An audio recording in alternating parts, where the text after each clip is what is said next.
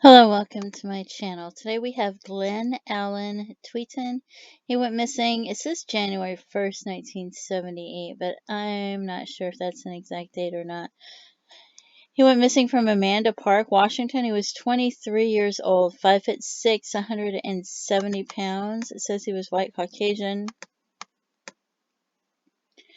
Glenn has not been seen by family since 1978.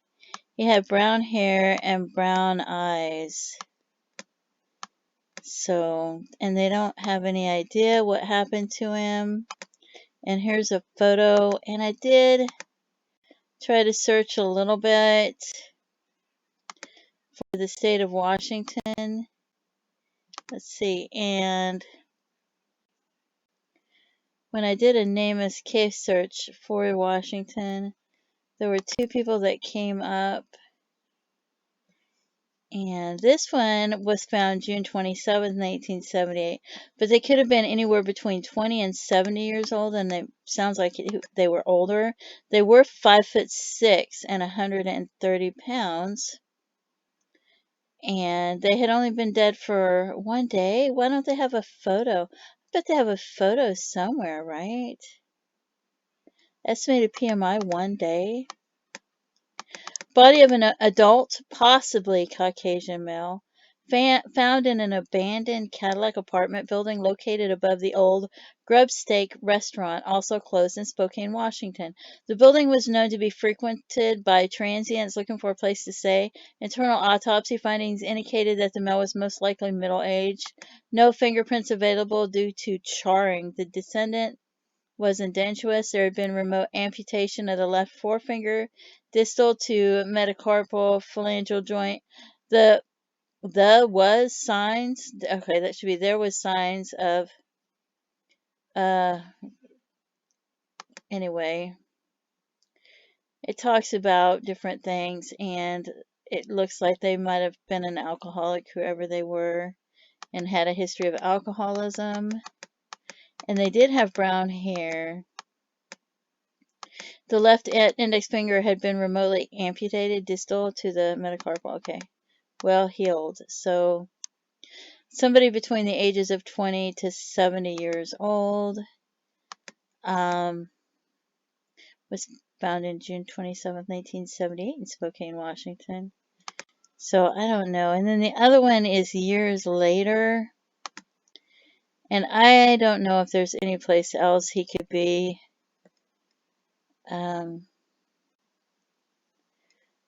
I didn't enter a race, but I put 5'6" to 5'7", 1977 to 1978.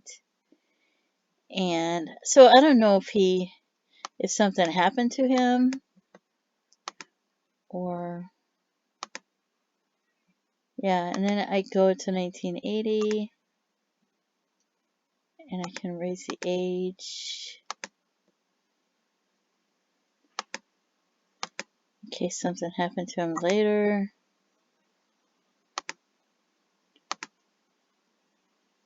And then there's only one more that comes up, and that's the one in Vancouver.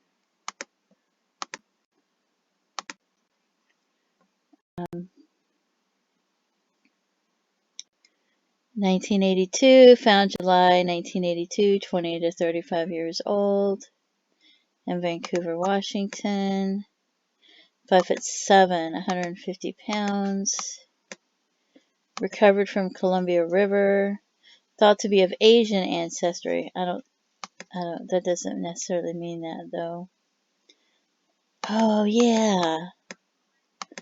Long straight black hair, about 10 inches in length. That's the one with the Gucci label shirt. And I was thinking, I wonder if they fell off a yacht or a nice boat or something, right? That's the one with the key that maybe they think maybe they were working on a ship or 65A. They could have been working on a cruise ship and staying on a cruise ship and working on a cruise ship and fell or something, right? But that one's been coming up a lot lately. It's driving me crazy, so I don't know who that is. So I would have think they, but we don't know what happened to him or when he died. So we just know his family hasn't heard from him for years. And you look at him, and I don't know if they found a John Doe, if they would think he was Caucasian, or because he looks like he's mixed races, which many of us are, aren't we? We are now, that's for sure, right? And I didn't check Canada or go through the Doe network or anything like that. But Arizona always has a lot. California has a lot. Let's see.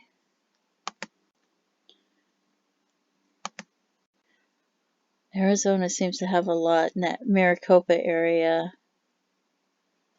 Just see so many of them. Maricopa, Maricopa. I don't know why. So